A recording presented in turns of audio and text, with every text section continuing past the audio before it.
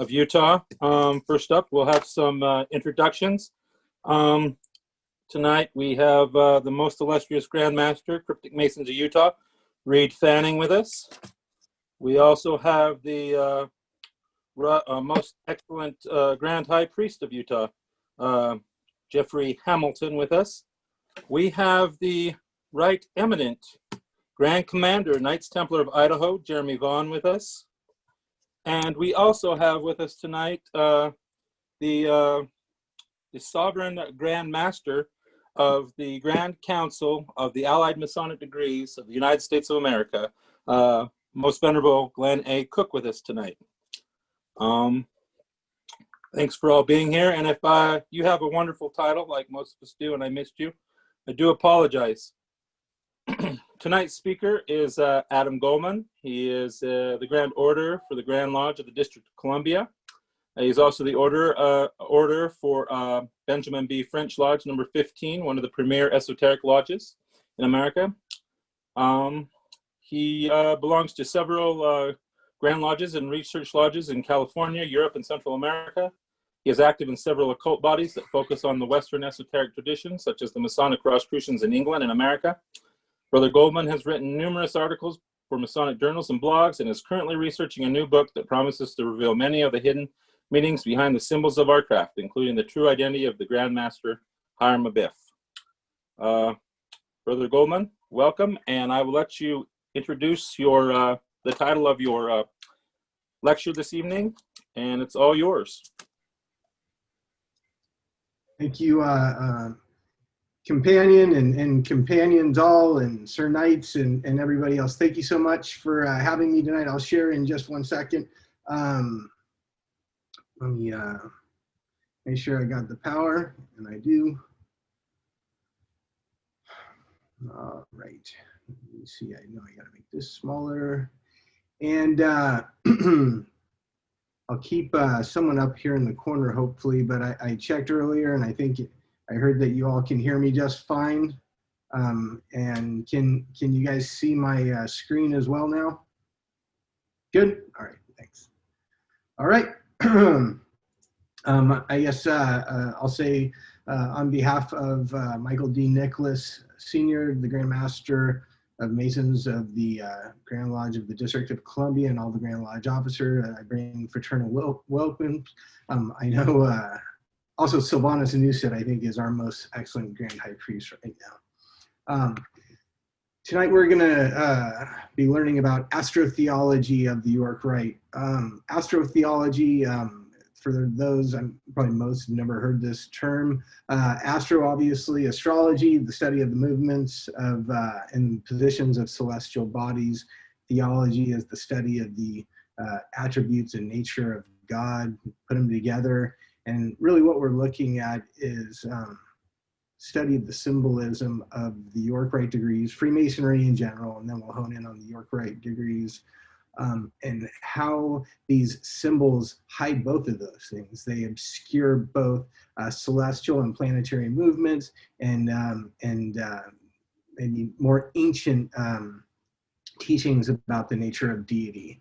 And so I think from past presentations, you can see my cursor. So here are what we call androsphinxes, and so andro, obviously for man, and sphinx because they have these attributes like wings, like a cherubim. You see these legs of, I think it looks like an ox or a bull down here. And so as you look at this plate, just at a high level, I'd like you to be able to look at this plate by the end of today's presentation and get a bit more out of it, because I think most of you have seen this before, and normally you just see the Ark of the Covenant up here. But I think you're going to see later on that this arch in the Ark is relevant just the same way as this particular plant that's chosen. There's a reason why we have all these banners here, as well as these angles of 90 degrees in here. All of it is going to have special import for the teachings or looking at the symbols. All right. And just keep in mind, of course, and think about at the bottom of this. So here is this, you know, it's not a circle, but, you know, it's a symbol of, say, a circle with, you see the bull, bird, the man, the lion. You know, you see, here's part of it. Here's the man, here's the bird, here's the bull. I don't see anything related to the lion in him, but you know, maybe he's got that heart of courage. But so that's one thing we're going to be unveiling this maybe layer by layer as we go, and then also keep in mind at the bottom, what do we have? We have the square, we have the compasses, and we have the plumb. And so there's also some letters down in Hebrew I was trying to read earlier. It looks like Resh and Tav and something, but it's hard to see. It's kind of blurry. So let's see. And here's a quote from Pike. I know some are on their phone, so I'll just read it to you. Masonry, like all religions and all mysteries, Hermeticism and alchemy, conceals its secrets from all except the adepts and sages or the elect, to conceal the truth which it calls light from them and to draw them away from it. And so that's, you know, what we're looking at in the symbolism of Freemasonry, and specifically the symbolism of the York Rite tonight, is that we're going to be unveiling the symbolism, but without giving away any of our secrets, because I know this is an open forum. But you'll find that as we go through this, that most of the secrets of Freemasonry, you know, the things that we can't, you know, discuss, grips and words, are really inconsequential.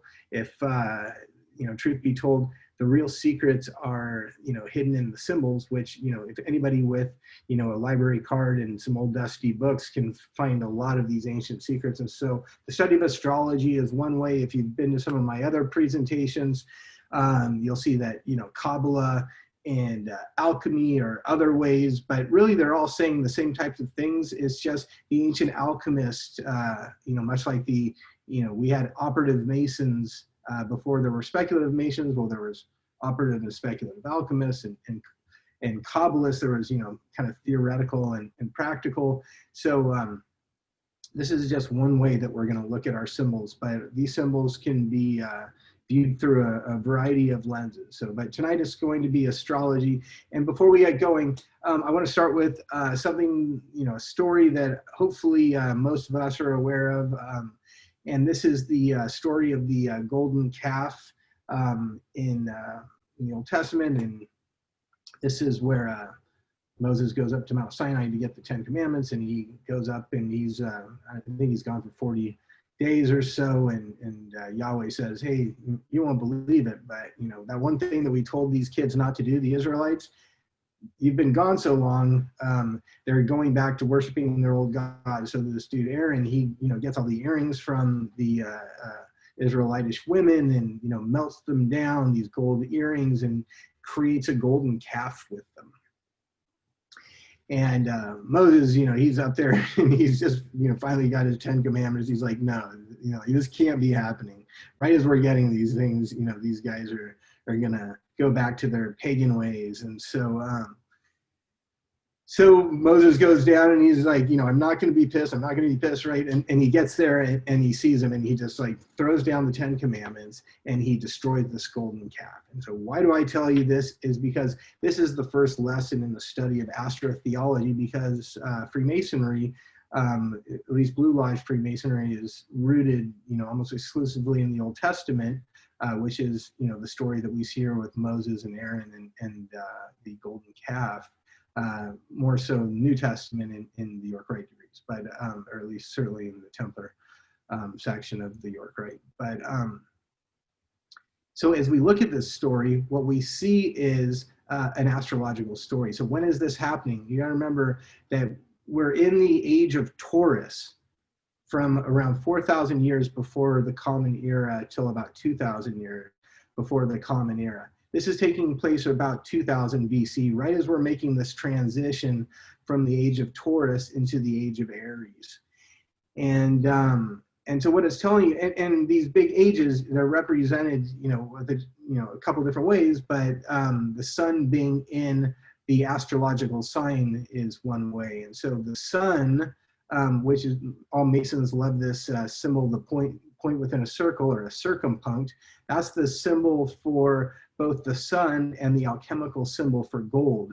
And so when Moses comes down here and destroys this golden calf, what he's saying is the gold, the sun, is in the calf, is in Taurus, And he's like, we are not worshiping the bull anymore. That's back to the days of ancient Egypt when they were into the Apis bull, and the Minoans on Crete are worshiping the the bull. And but we're done with that. That was the last 2,000 years. Now we're moving into the age of Aries. So after beating up a bunch of these Israelites and destroying the calf, what does he do? He announces the presence of the age of Aries by blowing the shofar, the ram's horn, and announces the age of Aries. So we'll see a bunch of this coming up, but this is essentially how the game is played. This is how it's been played historically, and you find that secret societies throughout the millennia have coded the astrological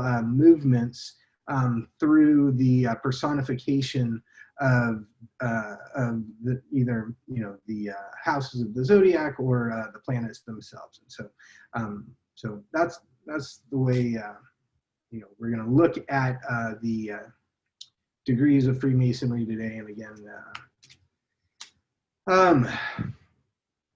Myth, Magic, and Masonry by Jamie Lamb. If you're new to this, he's my favorite not dead Masonic astrologer. I highly recommend his book. I'll have it in my references at the end, along with a few others that I highly recommend. But if you're not convinced that everything that we do in at least Blue Lodge Masonry is connected to the age of Taurus, then all you have to do is look at our Masonic cornerstones, as Jamie points out in this book. So here, this cornerstone is laid in the year of our Lord, Anno Domini 1914. But you see this AL down here, the Anno Lucas, which is the Masonic dating system. All they do is add 4,000 years to this, which is roughly corresponds to this age of Taurus. And so you can see, like, right in the cornerstones that we do, this Anno Lucas that we use, or the age of light, right, is associated with the what we call Taurian age, or the age of Taurus. And but certainly our founding fathers, George Washington, Benjamin Franklin, and others were astrologers.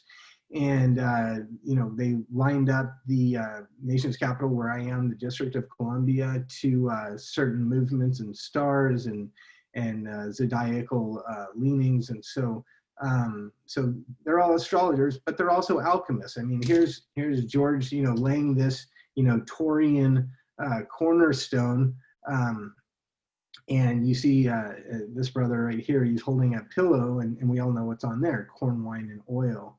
And that's alchemy. The reason there's corn, wine, and oil, corn is just an old way of saying salt, right? So like corned beef is salted beef.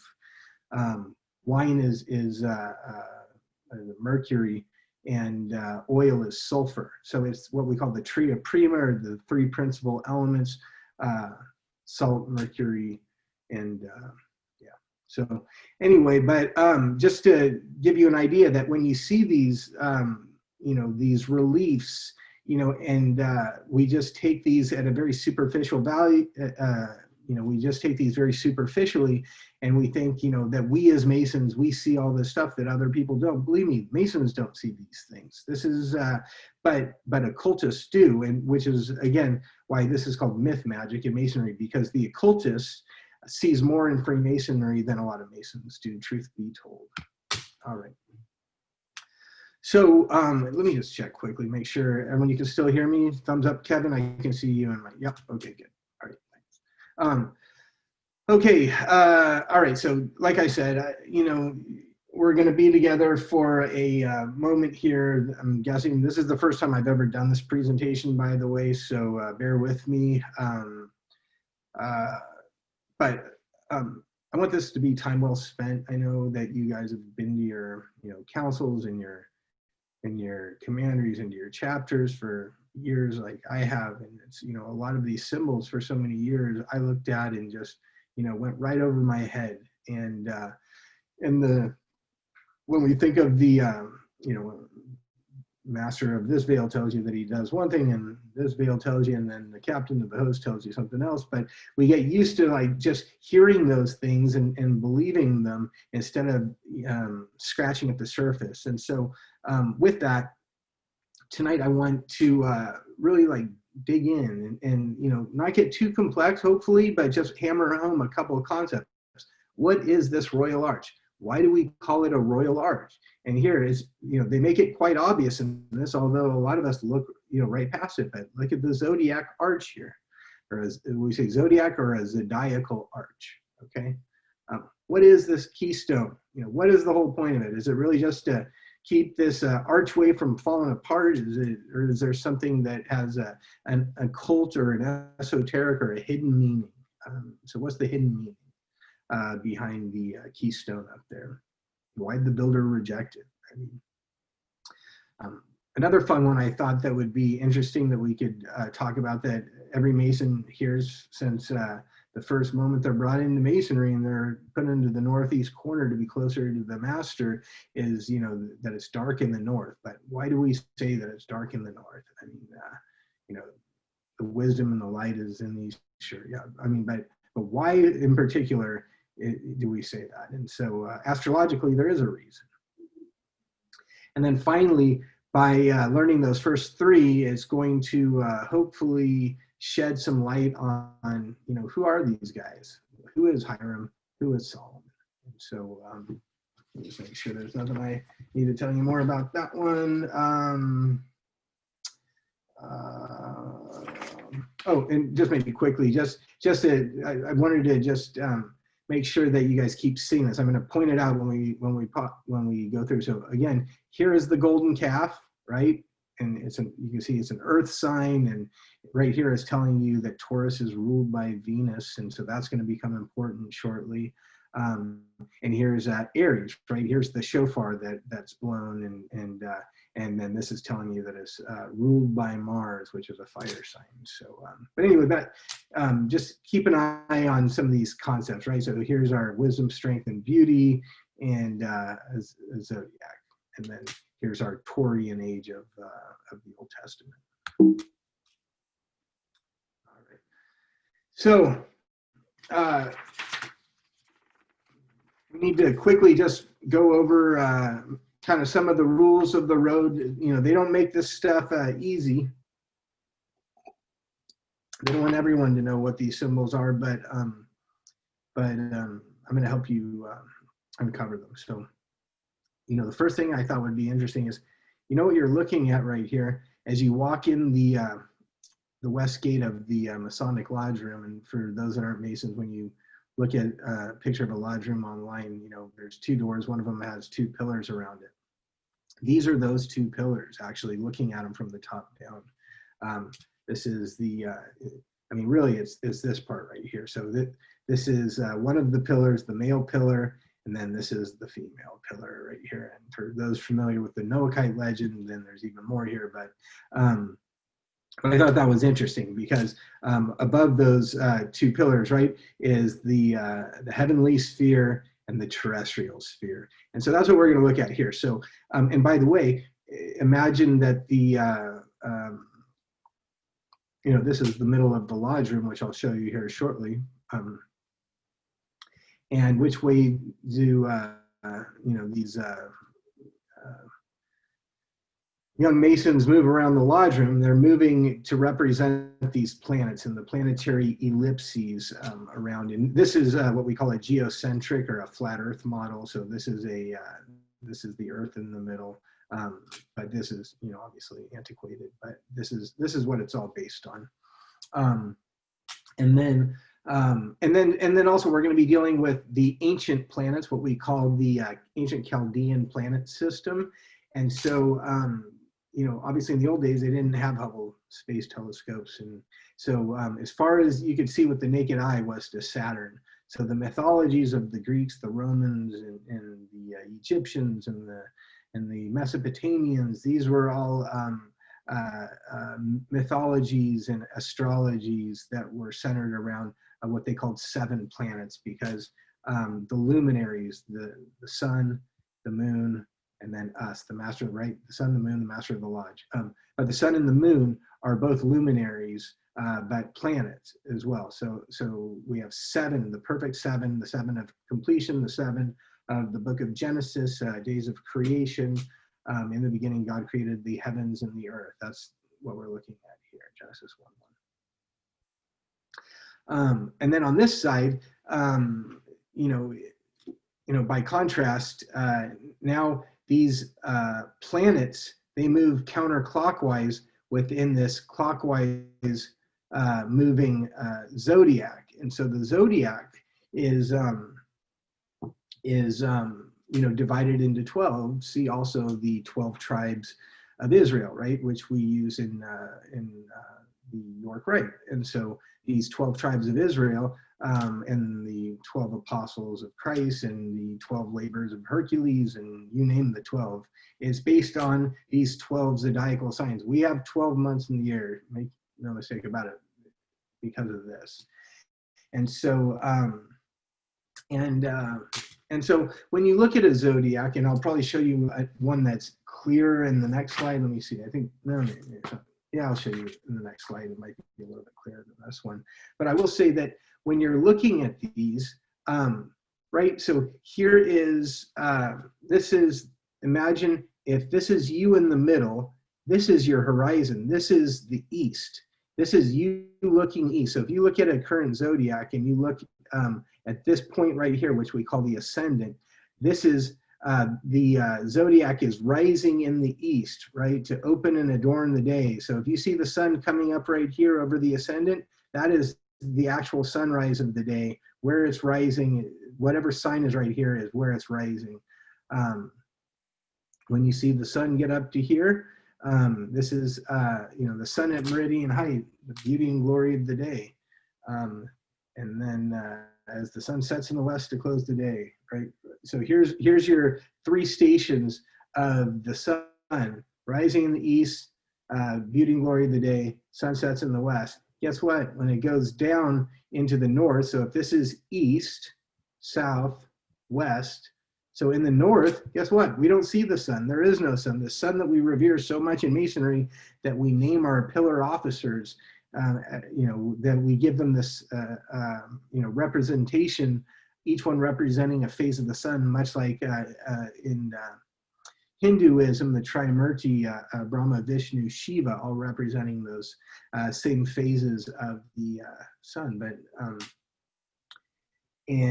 what else can I tell you about this? Okay, also, you can also look at this in mythology. Because this is the beginning of the sun, you could say that the sun is born here. So in mythology, this section right here also represents youth, represents adulthood, represents old age, and death. And if you look at the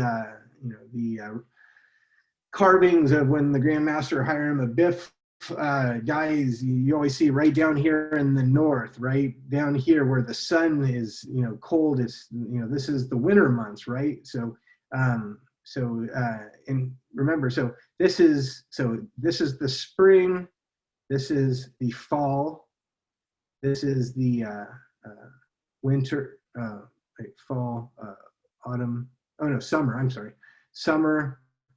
And then you have fall/autumn, and then winter. But anyway, and you see these 3 months. That is when the sun really starts to lose its power. Are going to be very important to the Hiramic legend in just a moment. So, but anyway, I only say that to say this is I wanted to just start you off by showing you that this zodiac has all sorts of meaning, and so. All sorts of mythologies hidden in it. And so one of them is these 12 apostles.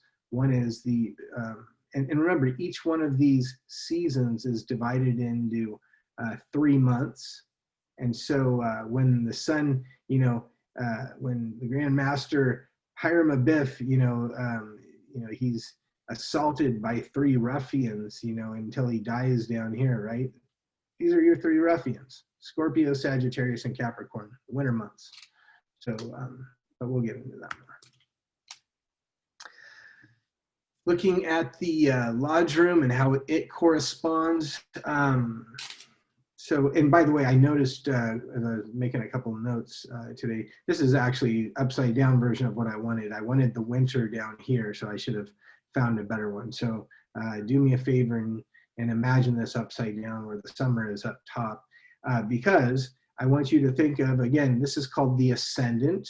This is also the equinox, right? Equal night. So this is when one of the when the sun is equal hours of day and night on the ascendant and what we call the descendant. By contrast, up here is this is the summer solstice, right? And this is associated with the festival of St. John, and another one of the solstices down here, which is the winter solstice, which we find all throughout mythology. And so this is the part of the year when the sun is at its strongest, when it is the most crucial, when it is the most potent and virile and vital, and you know, when we see in the Royal Arch, we see the keystone right there, right? This is the beauty and glory of the year, really.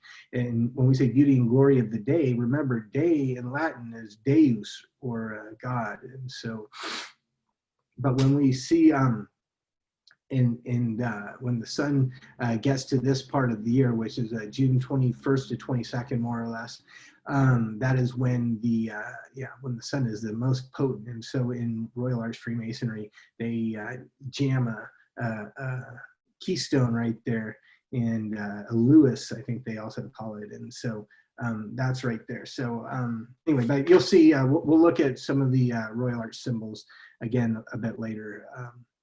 But again, so if this is the master of the lodge, right? So here's your full-face sun. So over here is the ascendant, the sun rising in the east. Well, here's your worshipful master that's in the same spot. Where the sun is actually where you would imagine yourself. That's where you know, the middle of the lodge room is. The junior warden, which is the you know, the beauty and glory of the day. And if anyone watch some of my other lectures, I actually have an article on that on Tria Prima, if anyone's interested, which talks all about why we say that. This is, so here's the junior warden up here, the beauty and the glory of the day. And here's your senior warden in the west. And so, and that's called the descendant. So basically, you're watching the sun move through the zodiac as you're watching the deacon, you know, taking some dude around our lodge hall. And then when he goes here, well, this is where the sun sets, right? And so the sun disappears, the sun that we love so much. Now it's scary because in antiquity, when the sun goes down, and, you know, if you're, you know, an old man and you're trying to just protect your family, you know, this is when the ruffians come out and they do their worst. So you want sunlight, you want warmth, you want food, and all those things happen when the sun is nice and strong up here by the junior warden. When the sun's down at night, or when it's the middle of winter, or as you're preparing for winter, yeah, in antiquity, you know, if you hadn't prepared and you don't have enough grain and you're living in the Northern Territory, you're a dead man. So you can understand why in antiquity, you know, when there's no street lamps and you can't just call it 911, why they were so in love with the sun, because that's where, you know, your family is fed, and you know, not freezing to death and having to lose limbs and all the horrible things that used to happen in the old days. And so last thing I'll say about this, another, in case it comes up, we also call this the midheaven, and then this is called the nadir. They have several names, but I'm going to go with those because they're less confusing. So now let's think about the planets and where the planets are obscured in the Masonic degrees. All right. So as you, to be honest,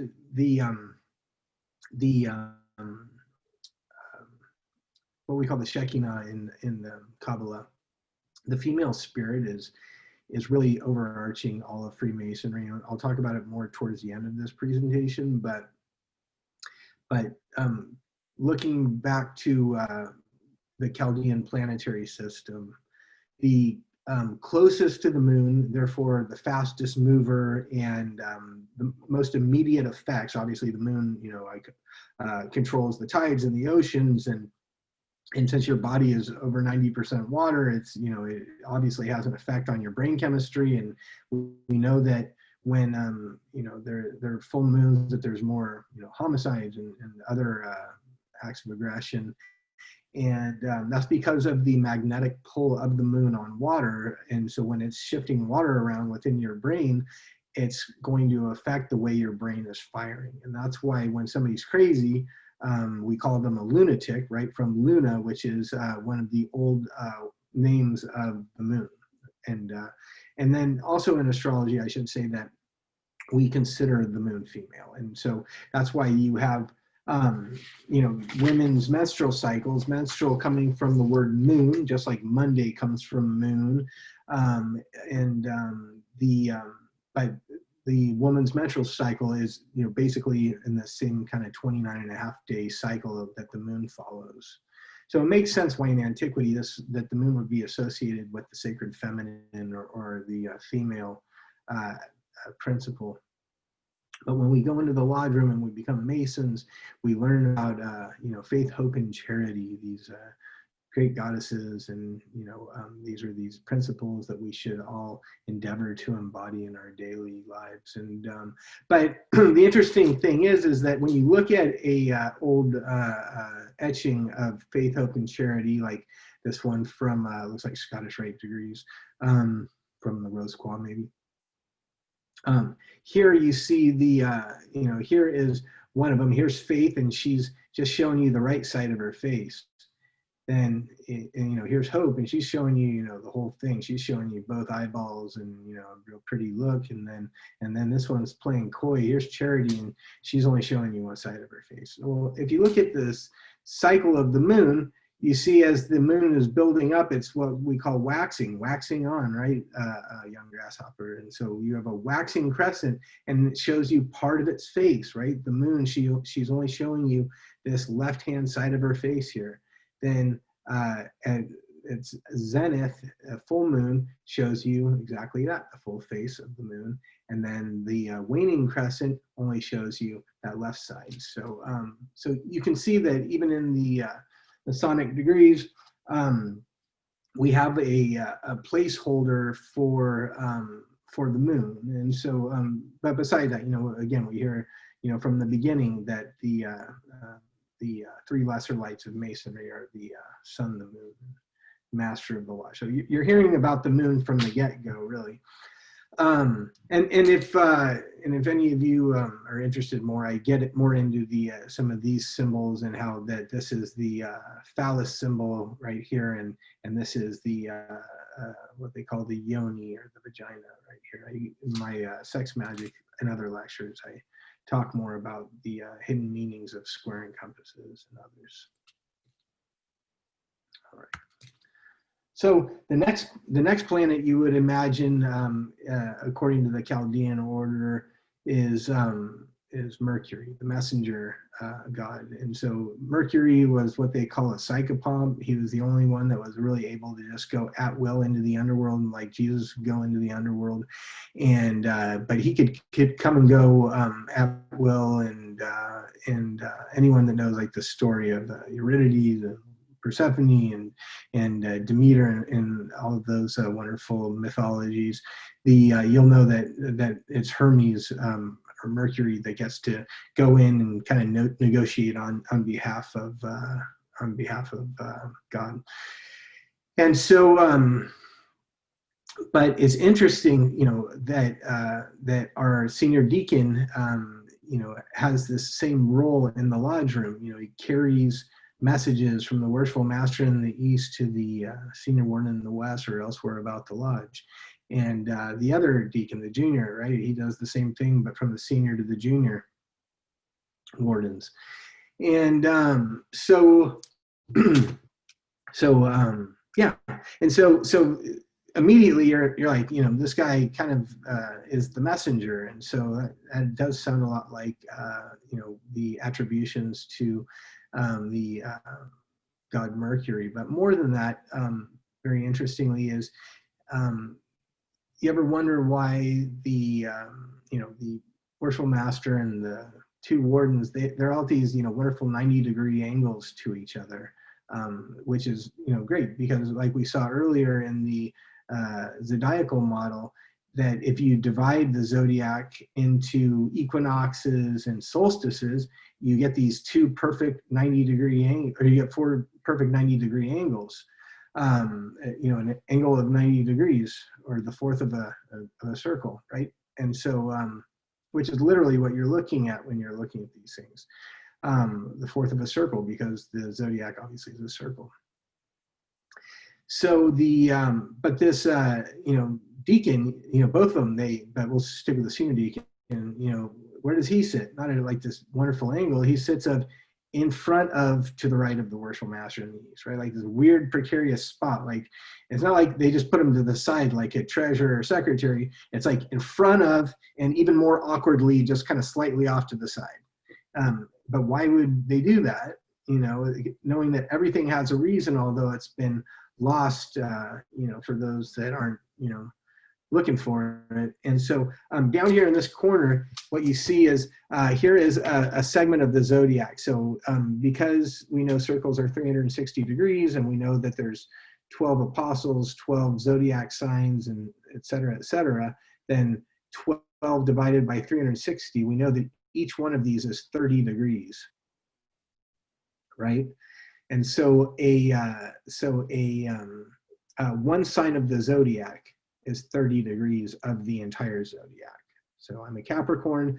Capricorn is 30 degrees of the zodiac, which is surrounded by Aquarius on one side and Sagittarius on the other side, each also 30 degrees in what we call the whole sign system.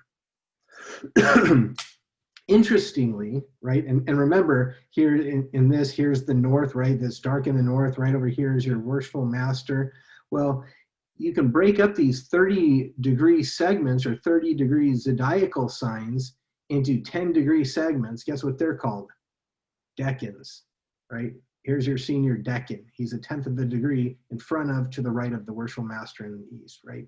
And so that's why he's slightly off, right? Because if you drew a direct line from, imagine this is the east, if you draw a direct line, you're going off into space. So in order to stay on the zodiac, you need to be to the right of, and in, oops, sorry about that, to the right of and in front of the worshipful master in the east, right? So the reason you're a senior decan or deacon, and by the way, in old masonry, like, you know, early formation of masonry, a lot of times the senior deacon, what he had was his, on his rod was not the moon or the sun, it was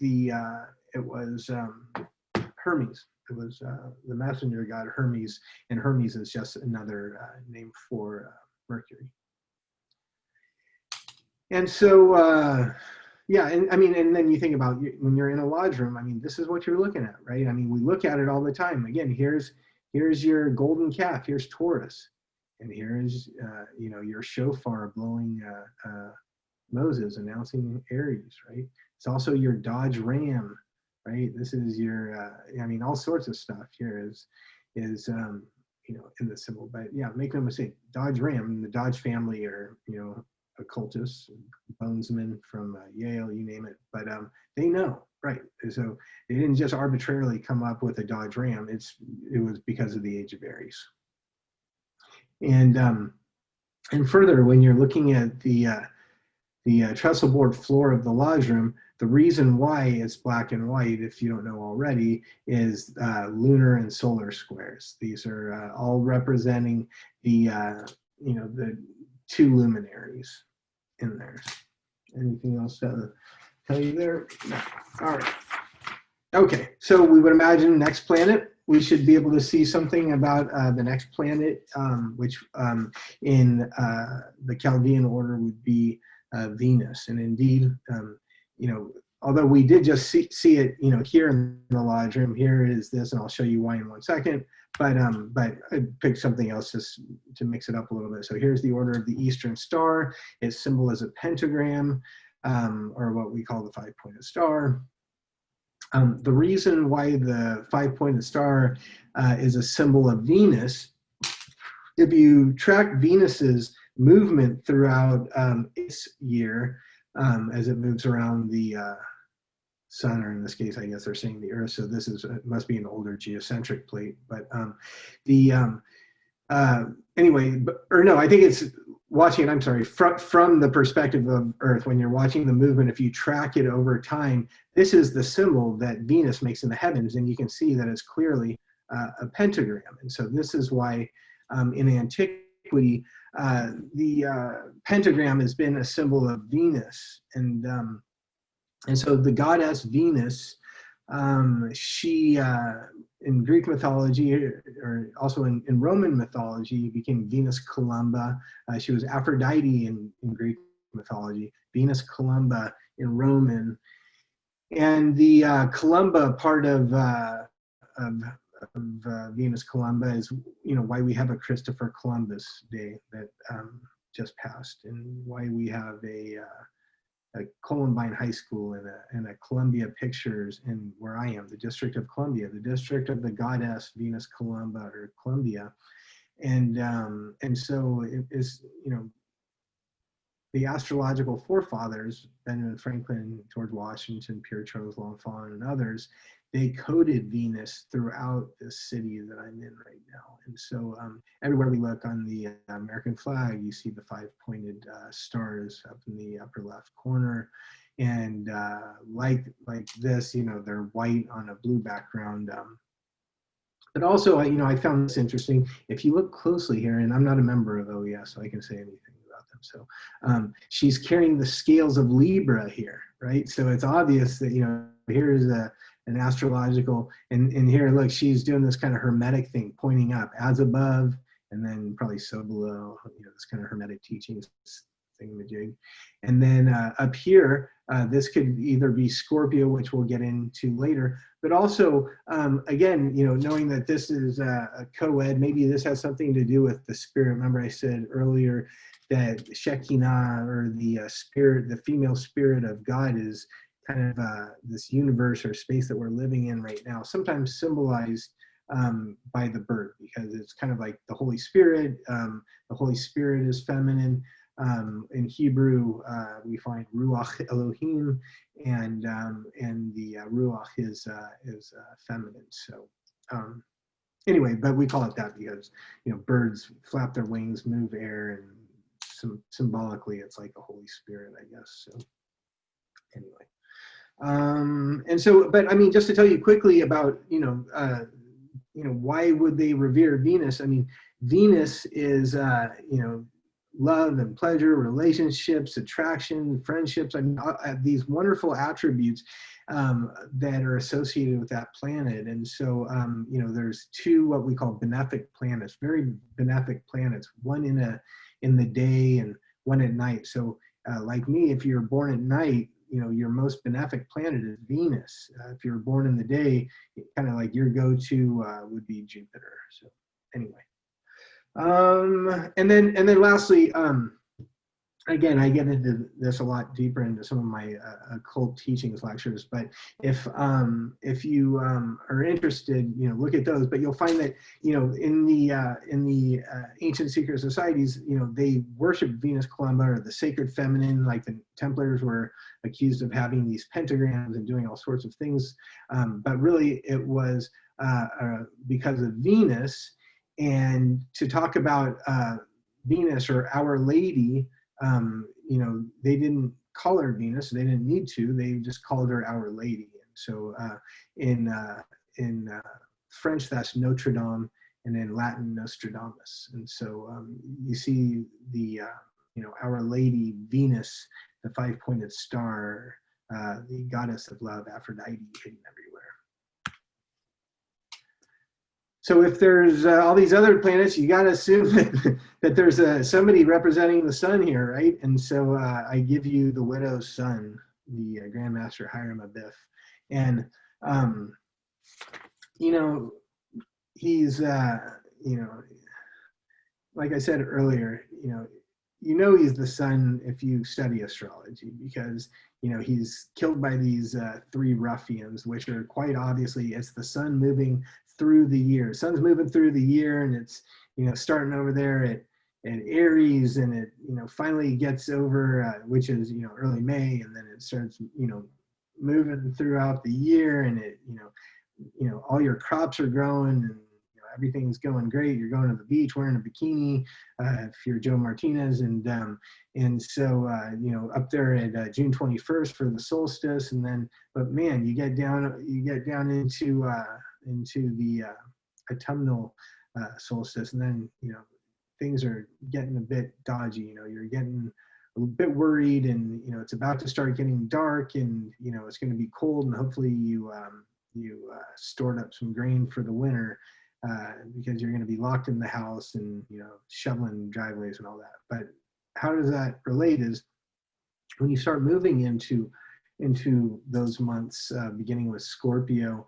Those are your three ruffians. The three ruffians that are assaulting every time Hiram tries to leave his temple are Scorpio month, right? And then like a month later, it gets even colder. It's not quite the as bad as it's going to be on December 21st to 22nd, which is the winter solstice, but it's still getting colder and worse. And then you get into Sagittarius, and that is right in the middle of the winter months. It's not getting much worse than that. And then it does. It reaches the nadir, right? So then you get into my birth month, Capricorn, for at least my solar birth month,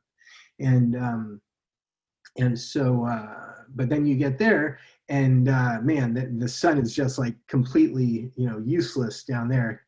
He's dead. That's where we find Hiram buried due east and west, right? And so because he's right there in the middle of the east and west, but he's buried 6 feet deep. He's down at the very bottom of the zodiac, and that it's there because they put a sprig of acacia, which is like this evergreen, wintry thingamajigs that they put at the head of his grave, like telling you, wink, wink, nod, nod. This is winter, and they did the same thing, here. Instead of three ruffians, here's Christ in between, the other couple criminals, and so, but you see these same three, and you see that Christ was, born on December 25th, which is, again associated with the winter solstice. He's, death and resurrection happen again because the sun goes at its lowest point at the winter solstice, and the sun stays low for 3 days, and then it begins to rise to the height of summer, and they say that he has risen, right? That's what they used to say about this guy over here, Horus.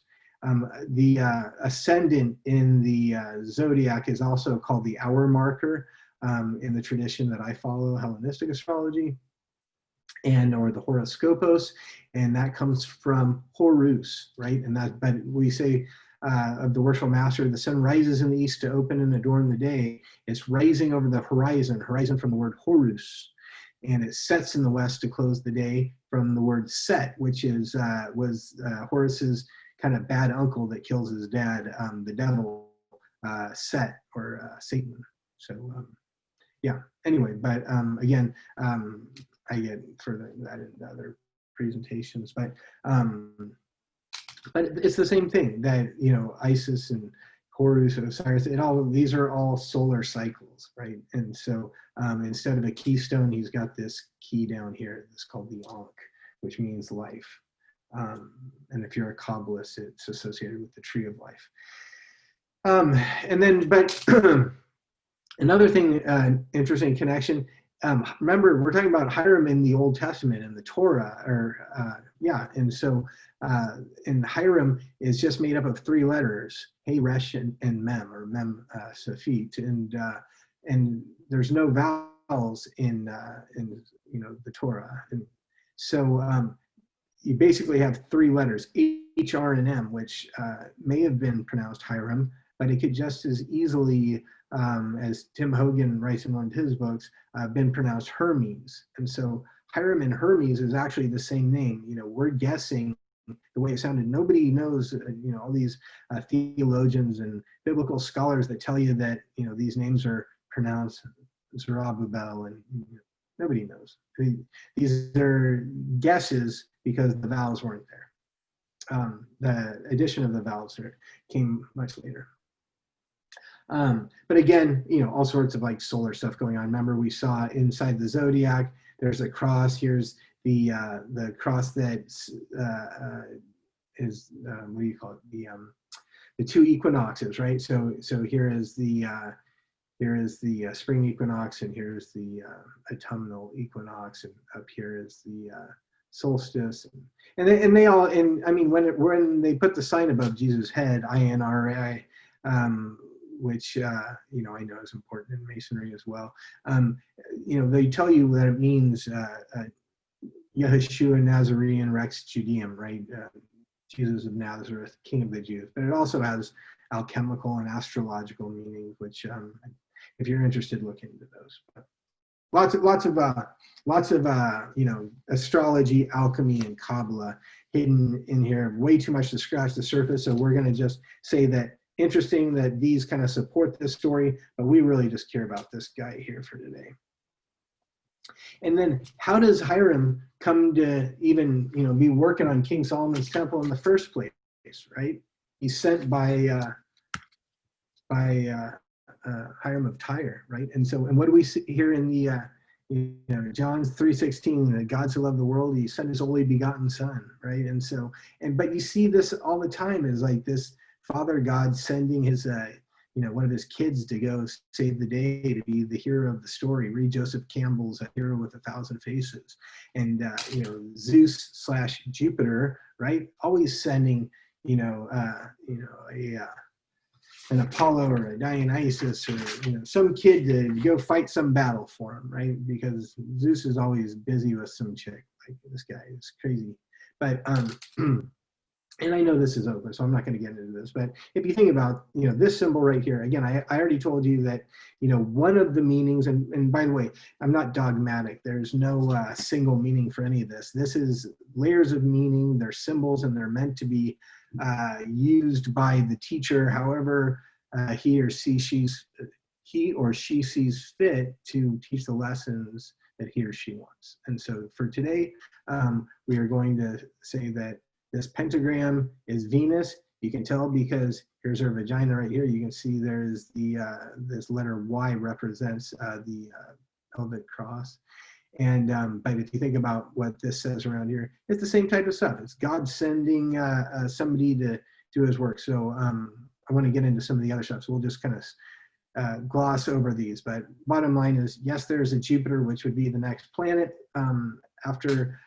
Oh, you know what? I think I forgot Mars in this. So I have to, when I do an update, that's what happens when you get the first presentation of something. I'll remember that I need to add Mars. And Mars should have actually been instead of Jupiter right now. And then Saturn would be the seventh planet. And Saturn was anciently conflated with Kronos, Father Time. And so, but like my buddy says, you know, it's fine. You know, although you know, Father Time and Saturn are not the same thing. It's been there for so long, it really doesn't matter at this point. Like, we put these two together. And so, you know, here's this, you know, here in, you know, the ancient Greek story, you got, you know, here's, what's his name? Kronos, yeah.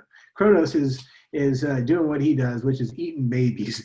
And these are all little god babies, so they can't die. But when Kronos, you know, has a sexual appetite like Zeus does, when he has, you know, invariably has a kid because he's knocked up some other lady, then what he does is he swallows the kid, and that way it's, you know, safely in his belly, and where it can't really go out and do any damage and overthrow his kingdom. Zeus's mom, you know, figures out like how to fool him, and I think she puts a big stone into a baby blanket, and then raises Zeus somewhere else, and comes back and frees all of his brothers and sisters, and that's when we get the overthrow of the Titans and you know, the coup of the Olympians, right? And that's why Zeus gets to be in charge. But knowing that, you know, this guy Father Time, right, and that essentially becomes Zeus later. Zeus becomes the father planet Jupiter, and but here's our Virgin weeping, right, and the Virgin weeping right above her head. Here's Virgo. It tells you, hey, Virgin weeping, I'm Virgo, and also, you know, to another extent, Venus. And then here's, what we say, Father Time, with his scythe to mow down the wheat, which is what happens in the winter months, right? You get all these rotting vegetative fields, and you gotta, take the scythe and pull them down, and from there, we burn them, and that becomes the, as we come into the spring in Aries, that's when you get new vegetative growth. So, but anyway, and this is what we say, this is a time behind her unfurling the ringlets of her hair is, I think, how we put it in our lodge rooms normally. But again, only to say this, all the planets are represented to one degree or another. So, and Mars is kind of this angry planet, so maybe that represents like me, like mean old past masters. I don't know. So let's see. All right, so now let's, I think we're doing okay on time. I think I've allotted about another 15 for this, and I don't think we're going to be that much more. So, so here we, so here is our Holy Royal Arch, and now I'm noticing that it kind of got cut off in the slide. Oh well. But importantly, so here we are seeing our Holy Royal Arch, and again, here is a darker, this is the darker of the two columns as you're coming into the lodge room, right? And it's darker because that is the nighttime. That is the bottom half of the zodiac ruled by the moon. Here's the lighter one. You can see that it's happier and it's got more light, and it's the male side, right? Oh yeah, and this is the female one, right? Because women are connected to the moon through their moon cycles. And then, so here's the potent, vital, active energy. If she's the passive energy, then we're the active energy. And so, so this represents the sun, the male potent force, and active energies. And so again, as we look at the tessellated floor down here, you see that it's the darks and the lights, which is blending of the passive and active energies. Again, we see here's Aries, the beginning of spring, and here's Libra, kind of the end of fall. And so all of that's still in there. Again, here is your lingam, and your yoni, that's up in there. Here is Venus kind of hanging out. Here's Aphrodite kind of uniting these two lovebirds, I guess. Here is the cornucopia associated with Mercury, but also you see where it's placed. The cornucopia is over here by spring. So like, right, it's going to be like, this is the time of plenty. Let's go out and have parties because the sun is coming up and the weather is temperate and things like that. And so, but when we walk into our Royal Arch chapters, we see these symbols on the banners, right, the veils. And so here are the, here is a guy down here. I know you may not be able to see great. I guess I could not have found a fuzzier picture. I apologize. But pretend like you can see him. This is a guy with his arms raised up, kind of wizardy looking. Here is a bird over here with its wings up. This looks like a horse, but I know that it would not be a horse. It would be a bull or an ox or something to that effect. Right, and by the way, Oxford, right, gets its name from this bull, right? Oxford, it was an ox by a waterford, right? We've heard about that in our ritual. But again, that's in Jamie Lamb's book if you're interested. So there's an ox, and that would be a lion right there. And you see here are your angles of 90 degrees, right? So the 1/4 of circles and angles of 90 degrees, which are created by this square, right? But with the compass, we make a circle, right? And so now let's compare this to the zodiac. So now we're looking at all of this great Royal Arch stuff, and we're noticing, wow, Hiram, right? It looks like in Hebrew, it would be like, maybe it starts with the letter H or Hey, but could just be the letter Yud, which is this I, and if so, we got this word ram, right? Like Royal Arch Mason, or like this Aries ram. But why have these 4 things on the banners? Well, these are what we call the fixed signs of the zodiac. You have cardinal, mutable, and fixed signs in the zodiac. And so as you go into a month, like Aries, and you're going into autumn, it's kind of like you're going slowly into it. Like if you think about when you're doing exercise, like as I don't really like jogging, but I know I got to do it. And so, but when I first started, like a really intestinal fortitude to just like get going. And that's like how, a season starts, right? It's just like, it's coming from winter and like it wants to get better, but it's just, it's going to be slow and it's going to be mizzling a little bit. It's not snowing anymore, but it's, but anyway, that's the first month of the spring. But by the time you get into the middle of it, it's, it's like almost perfect every single day. And so that's why we call that a fixed sign. It really is indicative of the spring. Leo is, over here from July to August, right, is really indicative. You think of July to August, man, in DC, muggy, hot, miserable. Yeah, this is like the sun doing its worst right here. Over here, here's Scorpio. Scorpio wasn't always represented by the hieroglyph of a scorpion. It used to be a bird. And so when we see the bird, that's Scorpio. And so the same thing, like it's a fixed sign because it's right there in the middle of fall. And by the way, this is the fall of man, right? This has to do with the fall of man here in theology. But again, we're looking at astrotheology. How does theology, how can we use astrology to enhance our knowledge of mythology and theology? So, and then finally, this dude right here in the corner, the man, if you, and we'll get into him a bit later, but that's Aquarius, right? Because Aquarius is a dude with a water pitcher. So so now we know, like, this royal arch from Aries to Libra, right? Here it is.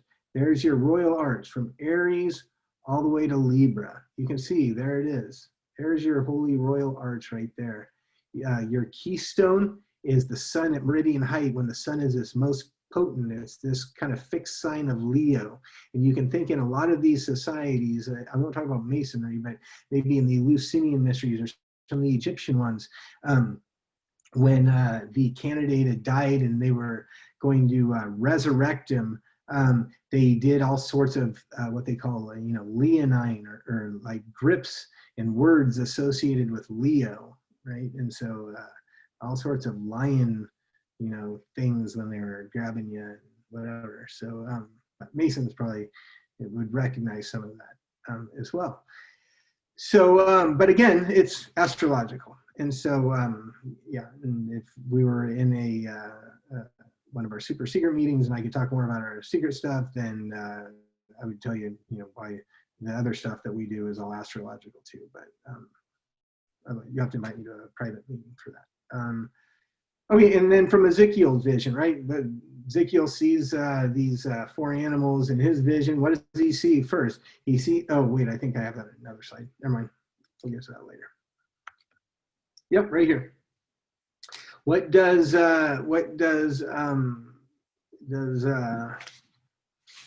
Ezekiel see in his vision? A wheel within a wheel. Well, where the heck do we see wheels within wheels? Right here, planetary wheel with a zodiacal wheel around it. So, right, so there's his wheel within a wheel. And these 4 holy creatures, what we call in Kabbalah, the Hayot HaKadosh, the holy creatures. Surprisingly, it's a lion, a bull, a man, right? Is the 4 fixed signs of the zodiac. So,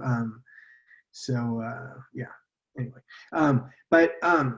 Right, so my sir, knights and eminent commanders, so when we look back at the story of how why we're defending Christendom, did the Templar degrees too. When we think about that, we're told that Constantine adopts Christianity because he has this like vision, and I think he's in battle, and he has this vision of what we end up now knowing as the Chi-Rho here. And the Chi-Rho named after this X, which is the letter Chi, and P, which is Rho, because it actually has an R sound. So the Chi and the Rho, and then the Alpha and the Omega around it. But so anyway, so the it has nothing to do with politics, that the Christians, no matter how many Constantine is killing, they're just growing too quickly. It's all about this vision, I'm sure. So he has this vision and decides to make Christianity the Roman state religion instead of paganism, but just amazingly just turns Christianity into everything that solar worship was, and remains astrological. So, and then he tells all his guys, "In this sign you will conquer, in hoc signo vinces," and then amazingly, a lot of his soldiers become, the competing like cult of the time, because it wasn't a religion yet. The competing cult of the time was the cult of Mithras, and this Mithraic cult, again, it was from the age of Taurus, and so they're slaughtering bulls and they're bathing in their blood and doing all these things, but their god is Sol Invictus, or the unconquerable sun. And so anyway, I only put this here because it's interesting to note that this is a code, and I think this is something else that our Templar Knights could at least take with them. So here is the wheel within a wheel of Ezekiel's vision, right? We're learning all about the zodiacal wheel here now.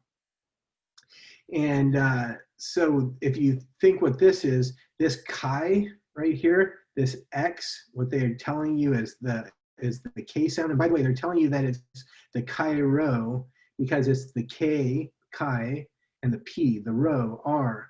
And supposedly, if you believe this logic, it is together it gives you the first two letters of the name Christ, Christos. And so, but in reality, what it is it's a code. And the Chi is really a sideways T. Or wait, let me start here. P, okay, so P is, remember, it's the sound R in Latin. So the first letter is R. The second is, remember, they say Jesus is the beginning and the end, the Alpha and the Omega. That's not why it's here, though.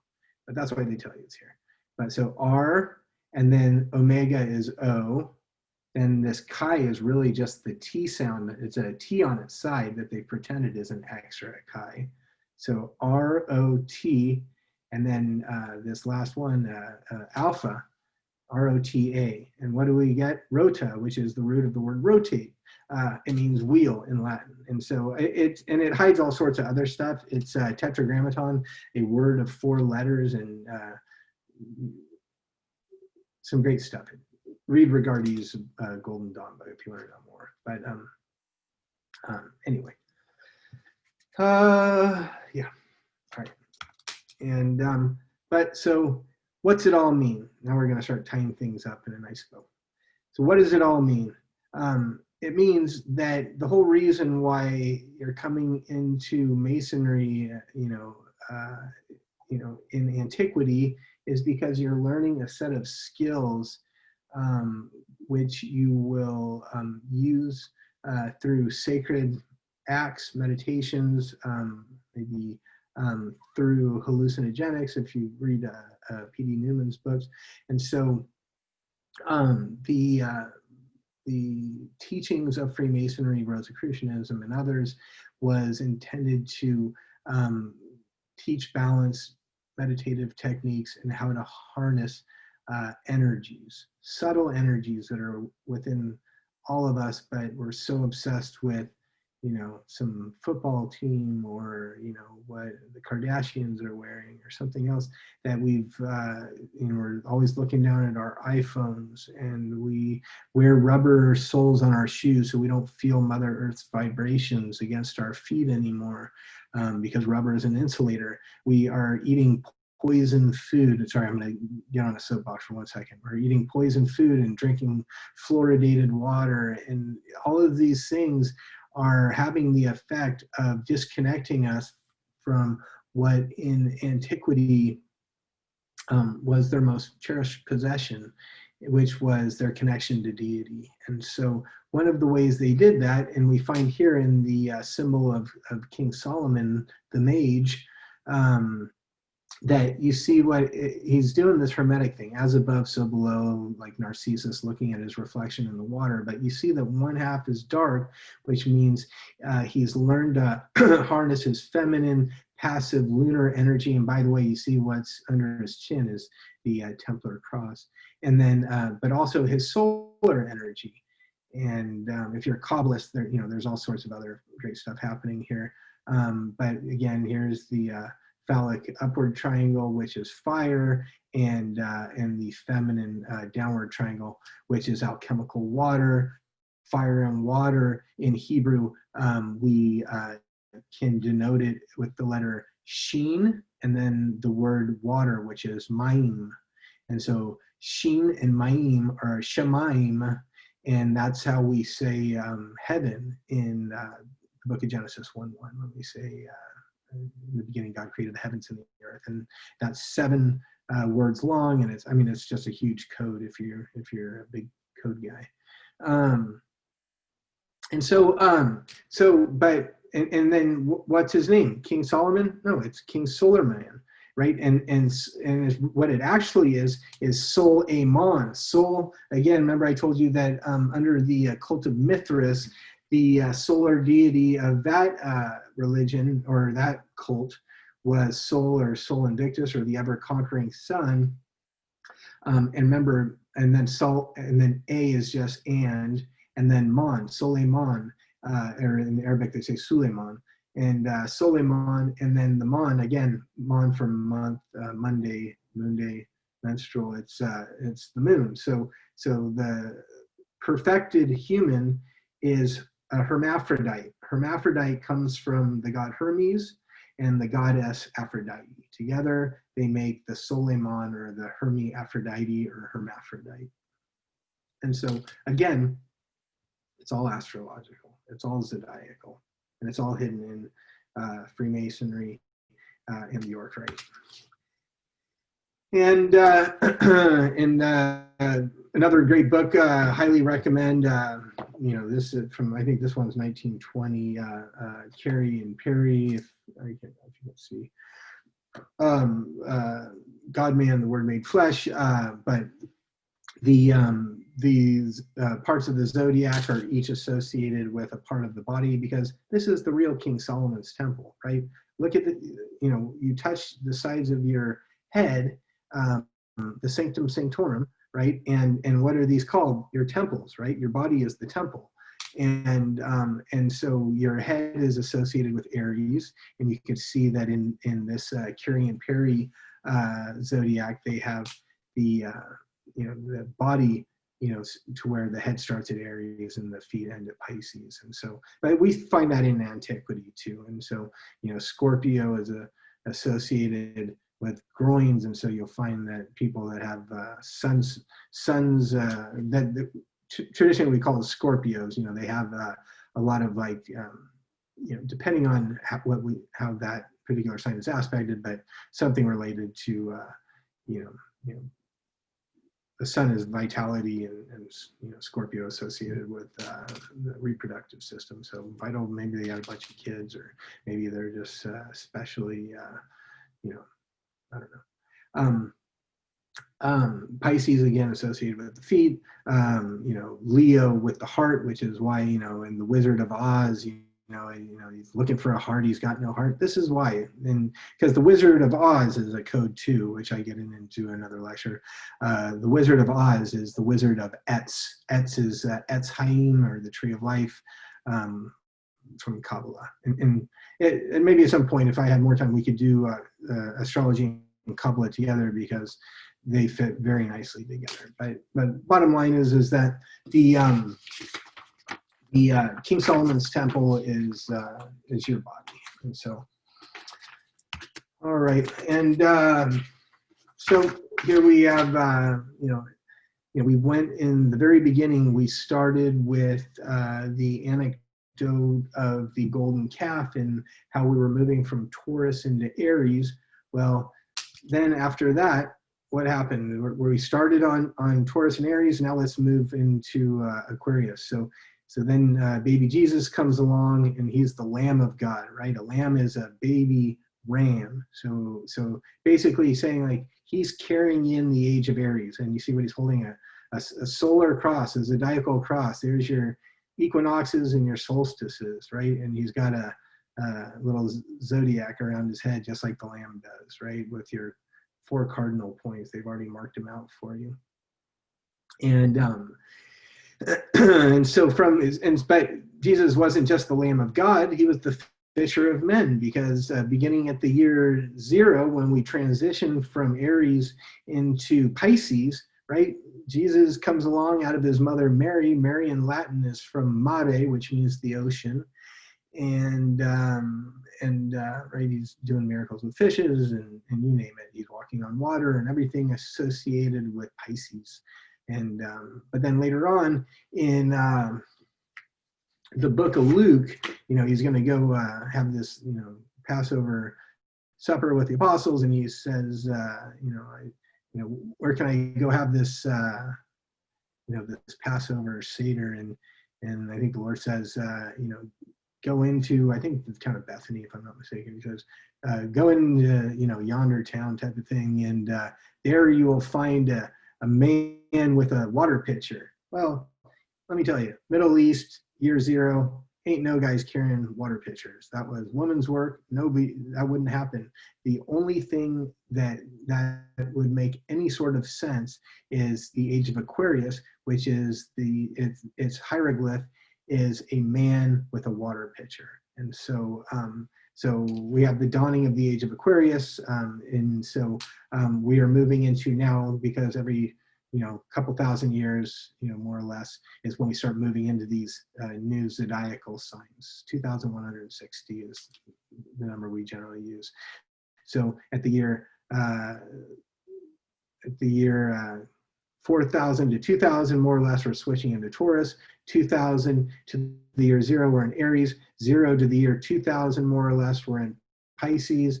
Now around our current moment in time, we're moving into the age of Aquarius. So anyway, and so the true philosophy known and practiced by Solomon is the basis on which Masonry is founded, and today I have argued that that is astrology. So conclusions, the Royal Arch is zodiacal. The keystone is Sol Invictus, or the sun at its most potent and virile.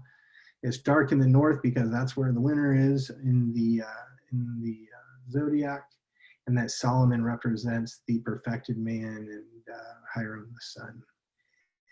And yeah, so hopefully, like I said in the beginning, my one wish for everyone here is that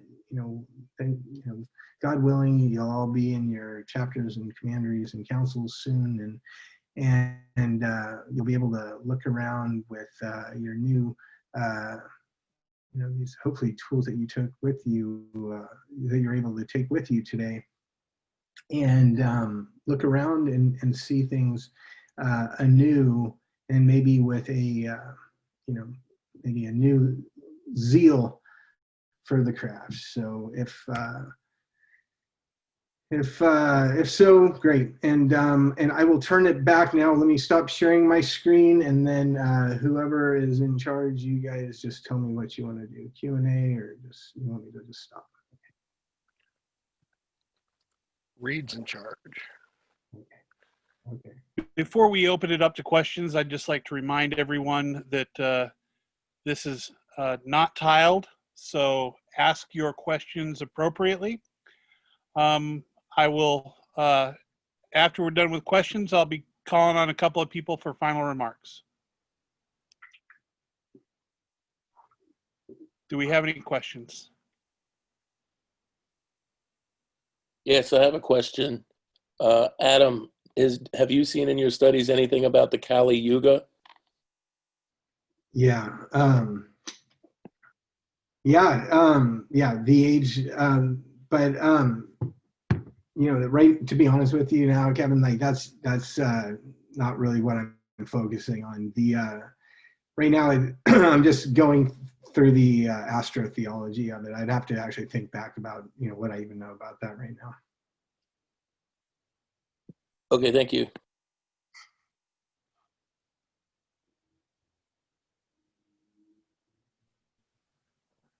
Are there any other questions?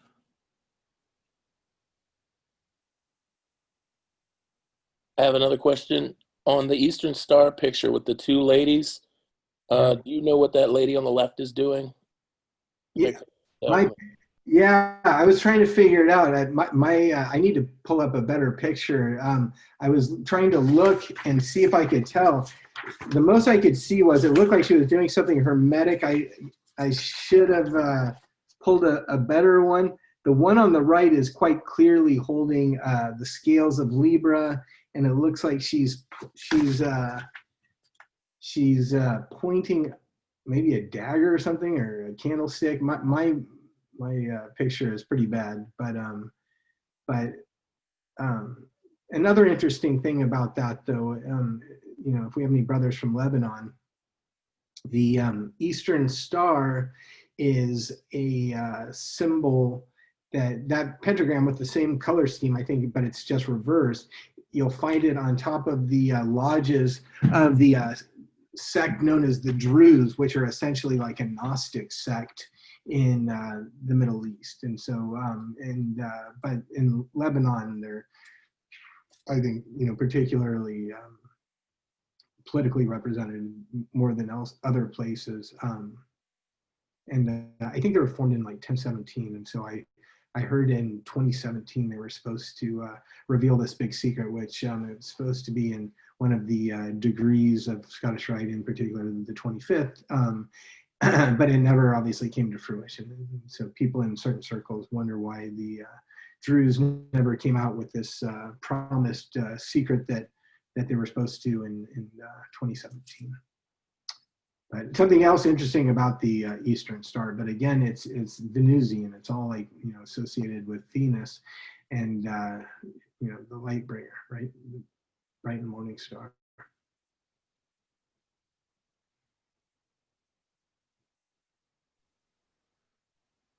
You guys going easy? Any more questions or comments?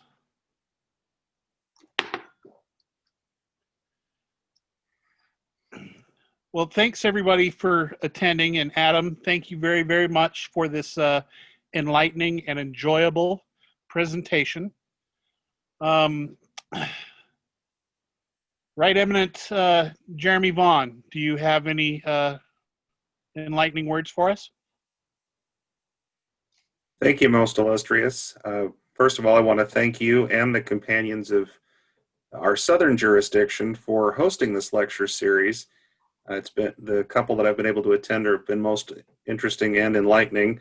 You're certainly setting the bar high for the rest of us in finding quality and worthwhile things for us to do when we meet. Certainly would have been preferred to have been able to do this in person, but I do appreciate both the forethought to put these together and the welcome invitation to all of us to be able to participate. Thank you, sir. Thank you. Most Venerable Grand Master Glenn Cook, do you have any parting thoughts for us? Well, let me also express our appreciation of Brother Goldman for a wide-ranging but well-organized and easily accessible discussion this evening. We tend to become blasé, I'm afraid, when we enter into the temple or into the chapter room, or perhaps we're so busy concentrating on ritual at that point that we become oblivious to the meaning of the signs, the symbols, the symbology, other than concentrating at that moment on what the ritual tells us that they are. And it's useful even to have old salts, if you will, reminded of deeper meanings and given the opportunity for reflection. And let me also express our appreciation for the Grand Rulers for setting up this series and perhaps changing lemons into lemonade. I don't know that we could have gotten all of these speakers to Utah to provide these opportunities for us, but through the technology that we have, that our rulers have harnessed, we've been able to do that, and it's to our benefit. So thank you to both our Grand Rulers and to Brother Goldman, our speaker this evening. Thank you, Most Venerable.